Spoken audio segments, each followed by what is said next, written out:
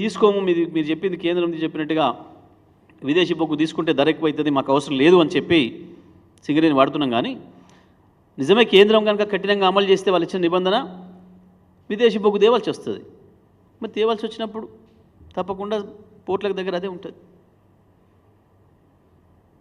ఇది ఒక అర్ధరహితమైన వాదన.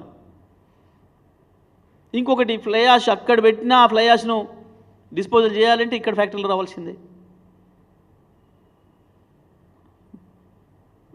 అసలు బొగ్గు అక్కడనే ఉంది అనుకుంటే ఫ్లై యాష్ ఇక్కడికి రావాలి.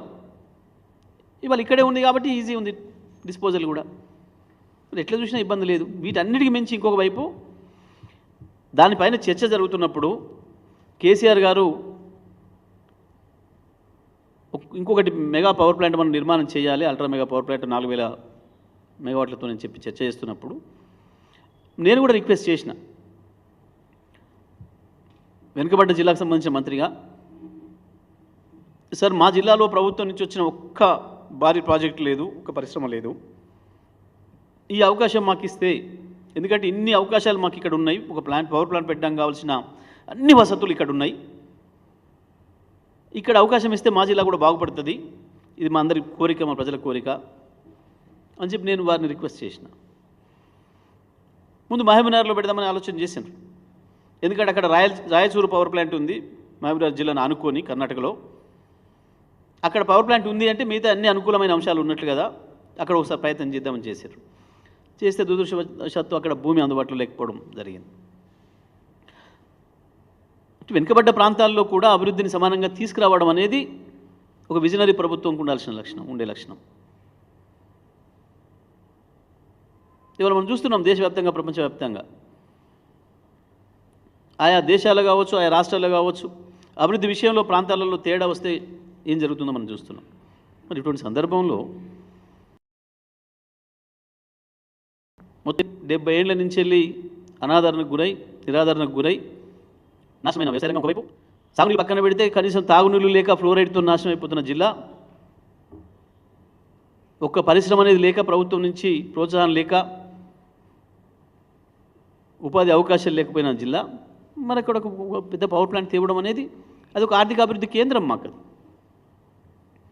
తప్పకుండా ఇవాళ మా జిల్లా ఆర్థిక ముఖ రూపం మారిపోతుంది, అది అవసరం. ఇంత స్పష్టంగా ఉంటే వాస్తవాలు ఒక చిల్లర మాటలతోని ఇంత పెద్ద లక్ష్యాన్ని చేరుకున్న ప్రభుత్వాన్ని, కేసీఆర్ గారిని అభినందించాల్సింది పోయి ఒక దుర్మార్గమైన,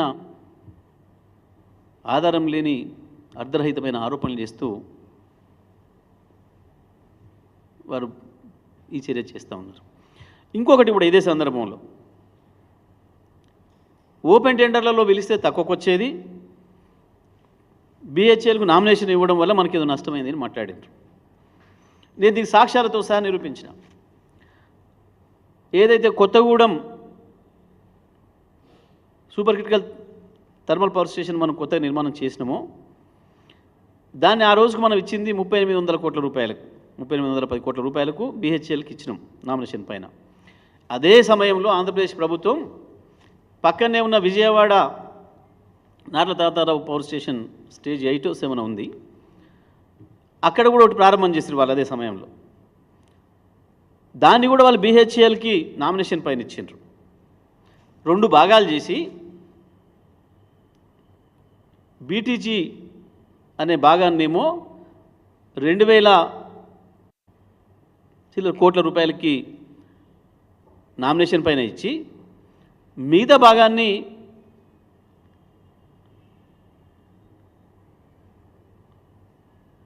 మనకంటే 800 కోట్ల రూపాయలు ఎక్కువ ఇచ్చిండ్రు. ఓపెన్ టెండర్లు పిలిస్తే 800 కోట్లకి ఎక్కువ అయింది.